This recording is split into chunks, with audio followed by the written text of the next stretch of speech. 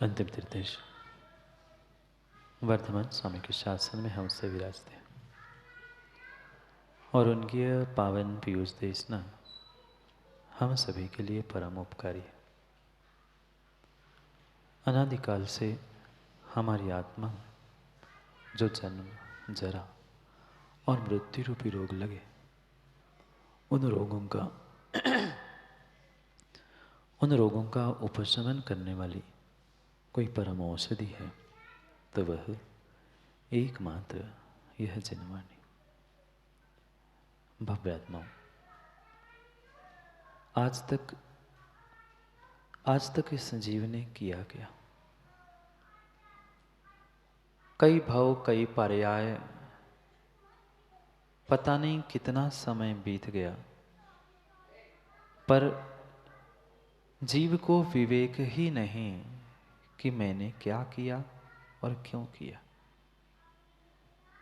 आज तक ऐसे कार्य करते करते समय बीत गया कि माँ व्यक्ति को स्वयं में ही होश नहीं है कि मैं किस लिए कर रहा हूँ और क्या कर रहा हूँ। ये जो कार्य कर रहा हूँ वह प्रयोजन भूत है कि मैं ऐसे ही निष्प्रयोजन कार्य कर रहा हूँ, विवेक प्राप्त नहीं हुआ। ऐसा नहीं है कि जीव ने आज तक पुरुषार्थ नहीं किया, मेहनत नहीं की। सुबह से शाम, रात दिन कई घंटों घंटों मेहनत की, पुरुषार्थ किया, पर वह पुरुषार्थ, वह मेहनत मेरे लिए कितनी कार्यकारी थी, कितनी आवश्यक थी और कितनी अनावश्यक थी, उसका कभी निर्णय नहीं किया। और शायद यही आज तक के अनर्थ की जड़ थी कि हमने उन कार्यों में प्रयोजन, अप्रयोजन, निष्प्रयोजन किसी को नहीं समझा। बोलने लगा, 2-2, 4-4 घंटे व्यक्ति बोलता है, पर उसका फल क्या था? किस लिए किससे बात की? कोई सार नहीं निकला। दिन रात जैसे वह कोई व्यक्ति भूसे को कूटेगा, कुछ मिलेगा? नहीं। ऐसे ही कई सारे कार्य व्यक्ति जीवन भर में, दिन भर में गुड्डा भाई करता है, अंत समय में देखा तो सार कुछ नहीं। पूरे जीवन का कार्य मात्र निस्सार हो गया। खूब मेहनत, खूब पुरुषार्थ किया, पर ये जब तक निर्णय नहीं है कि ये मैं कार्य कर रहा हूं, इसके पीछे प्रयोजन क्या है, मैं इतनी मेहनत कर रहा हूं, इसका फल क्या मिलने वाला है, नहीं पता। और जब तक फल की, प्रयोजन की बात व्यक्ति को ज्ञात नहीं है, तब तक उसका वह क्रिया में पुरुषार्थ करना, मेहनत करना किंचित भी काम का नहीं है। कार्य की छोड़ दो संजय भाई, बचपन से 55 तक पहुंचने का समय आ गया। बचपन से 55 तक पहुंचने का समय आ गया, पर मैंने जीवन क्यों जिया, किस लिए जिया, प्रश्न पूछा कभी? नहीं पूछा। जीवन का भी हमें सार, जीवन का भी हमें बोध नहीं है कि हमने आज तक बचपन से 55 का जीवन जिया, 55 से 80-70 का जीवन जिया, क्या कार्य किया। ये कमाना प्रमोद भाई बहुत बड़ी बात नहीं है। बच्चों को जन्म देना, पालना पोसना माँ, ये भी कोई बड़ी बात नहीं है। इतने करोड़ों का बंगला बना लिया, वो भी कोई बहुत बड़ी बात नहीं है। बुरा लग सकता है संजय भाई, पर क्षमा करना, परम सत्य यही है। वह सुंदर घोंसला चिड़िया भी बनाना जानती है, माँ चिड़िया भी बच्चों को जन्म देना जानती है, पालन पोषण भी करना जानती है। आपने हटके क्या किया? जब तक ये विवेक हमारे भीतर नहीं आएगा कि मैं किसके पीछे क्या कर रहा हूं, किसके लिए कर रहा हूं, तब तक तुम्हारे कार्य का कोई भी फल मिलने वाला नहीं है। फल भी मिलेगा तो वह सम्यक फल नहीं होगा। हमने इस श्रावक कुल में जन्म लिया है, श्रावक बने हैं, गृहस्थ बने हैं। क्यों बने? प्रयोजन क्या था? नहीं पता। जैसे आजकल बहुत सारे स्थानों में बड़े बड़े आयोजन होते हैं, पर आयोजन के पीछे का प्रयोजन ही जीवों को ज्ञात नहीं है, पता नहीं है। ऐसे ही जिन जीवों को अपने इस मनुष्य पर्याय के आयोजन का प्रयोजन नहीं है पता, वो निष्प्रयोजन कार्यों में मात्र अनर्थ कर रहे हैं। दो के पीछे अनर्थ कर लिया, अर्थ के पीछे और अनर्थ के पीछे। जिस कार्य का कोई प्रयोजन नहीं था, कोई लक्ष्य उद्देश्य नहीं था, ऐसे कार्यों को करना ही अनर्थ है। अर्थ का लक्ष्य रखने से कभी भी उस अर्थ की यानी 8वीं पृथ्वी की सिद्धि नहीं होगी। इस अर्थ पे, इस धरा पर, इस पृथ्वी पर अगर कोई अनर्थ की जड़ है तो वह अर्थ और अनर्थ दो ही है। अर्थ को तो जान लिया हमने, उस अर्थ के पीछे तो सबसे बड़े अनर्थ कर रहा है। और वही अनर्थ तुम्हें पापों में ले जा रहा है। अगर पापों से बचना है तो हमें पहले अनर्थ से बचना है। माँ, कितने कितने कितने 24 घंटे में आपने ऐसे काम कर लिए जिसका कोई उद्देश्य नहीं था, जिसका कोई प्रयोजन नहीं था, जिसका कोई अर्थ लक्ष्य नहीं था। ऐसे कार्यों में प्रति समय हमने अपने समय को बर्बाद किया। ऐसे भी जीव मिलते हैं महाराज जी, काम नहीं है सो टाइम पास करने के लिए घूमने जा रहे हैं। ऐसे भी जीव है जिनको अपने समय से फुर्सत नहीं है, कामों से फुर्सत नहीं है, और ऐसे भी जीव है जिनका टाइम पास नहीं हो रहा है। दोनों परेशान है बेचारे। एक को टाइम नहीं है सो परेशान है, और एक का टाइम कट नहीं रहा है सो परेशान है। परेशानी तो सबको है, दोनों अनर्थ में है, दोनों अनर्थ में है। जिनको समय कम पड़ रहा है अर्थ कमाने के लिए वो अनर्थ कर रहे हैं, और जिनको समय है पर कार्य का बोध नहीं है, प्रयोजन का बोध नहीं है, वो भी टाइम पास करके अनर्थ कर रहे हैं। और जब तक इस अनर्थ से नहीं उठोगे, अनर्थ दंड को नहीं छोड़ोगे, तब तक विश्वास मानना कभी उस 8वीं अर्थ यानी ईसत प्राकभार 8वीं पृथ्वी पर नहीं पहुंच सकते। क्योंकि अर्थ के बंगेला जी अनेक अर्थ है। अर्थ यानी पृथ्वी, अर्थ यानी ये, अर्थ यानी मीनिंग। पर सब अर्थ के पीछे, चाहे भूमि हो, चाहे धन हो, चाहे आगम के शब्दों के अर्थ हो, सबके पीछे अनर्थ किया, अनर्थ दंड किया, और मात्र पापों को प्राप्त किया। क्या कारण था? इतना समय, इतना बोध, सब कुछ होने के पास भी एक इंसान बन के, भगवान बन के चले गए।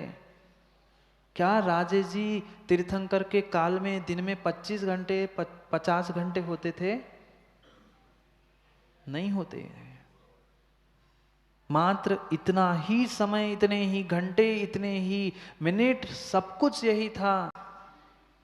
पर उन्होंने अपने उन साधनों का, समय का सदुपयोग किया, सो वे इंसान से भगवान बन गए। और आपने इंसान के बन के ही, आप इंसान बन के भी समय का, साधनों का दुरुपयोग कर रहे हो, इसलिए इंसान बन के भी हैवान बन रहे हो। आप बजाओ ना तालियां, स्वयं के लिए तालियां बजा रहे हैं। कितने ज्ञानी हैं, कितने ज्ञानी हैं। भगवान के लिए तालियां बजा ली, अपने लिए भी बजा ली। हैवान बनना है क्या? विचार करो, विचार करो। एक इंसान बन के भगवान बन रहा है और हम इंसान बन के इंसान नहीं बन पाए। क्या काम के इंसान और क्या काम की इंसानियत। हम नहीं भगवान बन पा रहे हैं तो कम से कम हैवान तो मत बनो, इंसान बने रहो।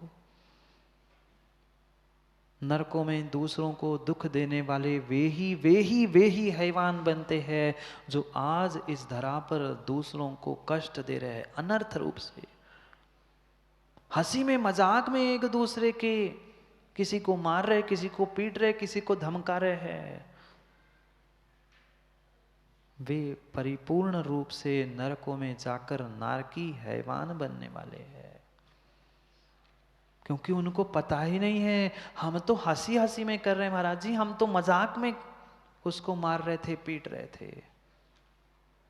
देखो आज के युवाओं को बस जन्मदिन भी सपन मनाना है तो बर्थडे बम जरे क्यों मारा, ऐसे ही आज तो बर्थडे है, मारो।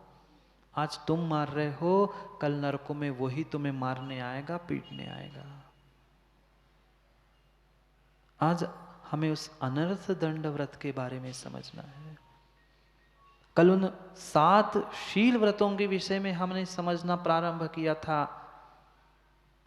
कितनी गहरी बात शिवकोटि स्वामी समझा रहे, थोड़ा तो मत समझो ना, थोड़ी तो मर्यादा कर लो, मैं इस सीमा से बाहर नहीं जाऊंगा। जैसे ही तुमने सीमा बना ली, मर्यादा बना ली, दिग्व्रत ले लिया, उसके बाहर के पापों का त्याग हुआ, आज आगे बढ़ते हुए कह रहे हैं सीमा में भी फिर सीमित हो जाओ।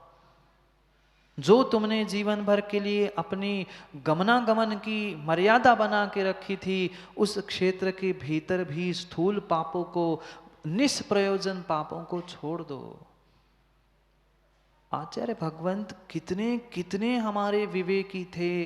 तीर्थंकर भगवान ने जो जो ज्ञान दिया, कहीं भी अविवेक के प्रेरित होकर या कहीं भी सुरेंद्र पंडित जी वह व्यवहार को छोड़ के नहीं किया। अव्यवहारिक होने की कहीं क्रिया नहीं बताई है। श्रावक को उचित व्यवहार कहा, साधु को साधु के उचित व्यवहार कहा, पर व्यवहार करते समय भी दोनों के लिए विवेक बताया। कहीं भी अव्यवहारिक होना न साधु को सिखाया, न श्रावक को सिखाया। भले ही निश्चय में जीने वाले साधु क्यों ना हो, पर व्यवहार आवश्यक है।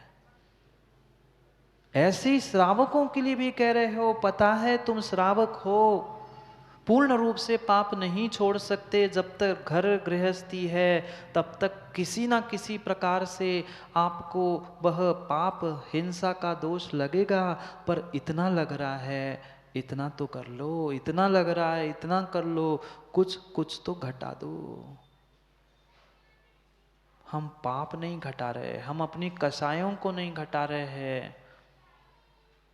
पता नहीं किसको किसको घटाने में, किसको हटाने में समय बिताया, नहीं बिताया माँ।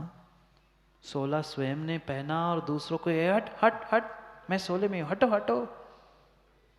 दूसरों को हटाने से काम नहीं होगा, स्वयं की कसाय को घटाने से काम होगा। दूसरों को हटाना आसान है, दूसरों को हटाना आसान है, पर स्वयं की कसायों को, स्वयं की पापों को घटाना उतना ही कठिन है।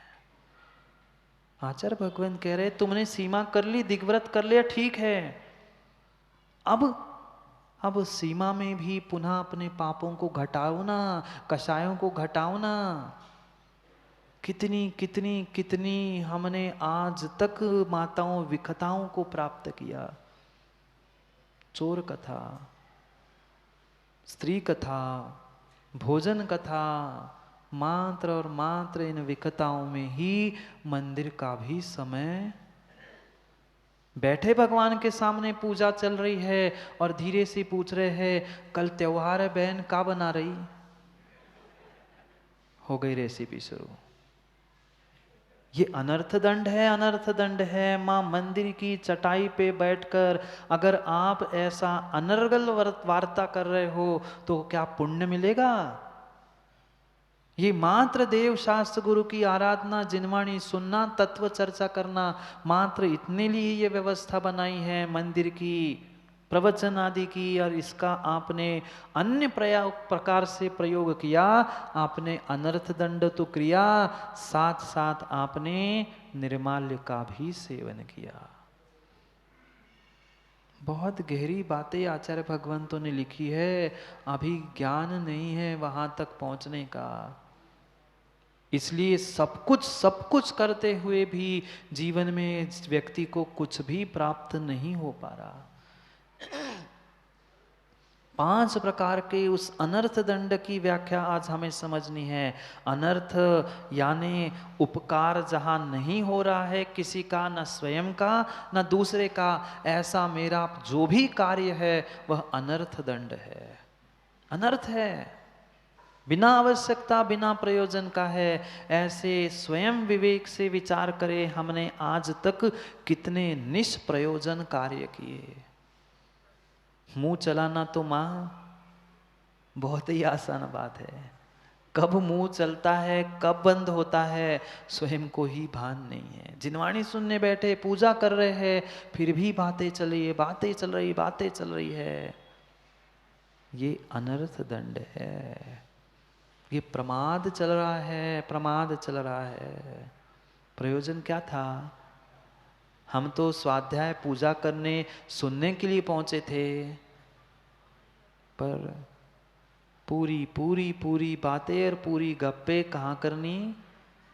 वही मंदिर और प्रवचन में। क्या करें महाराज जी, बहुत दिनों बाद तो वो कोरोना खुला है, लॉकडाउन खुला है, अभी तो मंदिर में मिलने का समय मिला है, घर तो जा नहीं पा रहे हैं, मंदिर में ही बतिया ले। बतिया लो, कर्म भी कहेंगे तुम बतिया रहे हो, मैं भी तुम्हें मंदिर में ही चिपक रहा हूं। अनर्थ अनर्थ हो रहा है, मात्र और मात्र निष्प्रयोजन अनर्थ रूप कार्यों से, बातों से, क्रियाओं से। कितना हम प्रयोजन को विचार करते हुए, लक्ष्य को विचार करते हुए उस साधनों का उपयोग करते हैं। चाहे ये अर्थ हो, चाहे कोई भी अर्थ हो, उसका अर्थ यानी पदार्थ, अर्थ यानी धन, सबका दुरुपयोग, सबका दुरुपयोग किया। वाणी मिली थी, अच्छी भाषा मिली थी, भाषा वर्गणाएं मिली थी, व्यक्ति ने उसका दुरुपयोग किया। ज्ञान था, बुद्धि थी, वक्तव्य था, कम से कम उसका लोगों को पापों से दूर होने के लिए उपदेश करते। पापों में गमन के लिए अगर उपदेश कर रहे हो तो वह पापोपदेश नाम का पहला अनर्थ दंड है। 5 प्रकार के अनर्थ दंड कहे आचार्य भगवान ने। पहला उसमें से है पाप उपदेश, पापोपदेश अनर्थ दंड। उससे विरक्त होने की बात कह रहे, पर विरक्त तभी होंगे जब हम पाप कर रहे इसका भान होगा।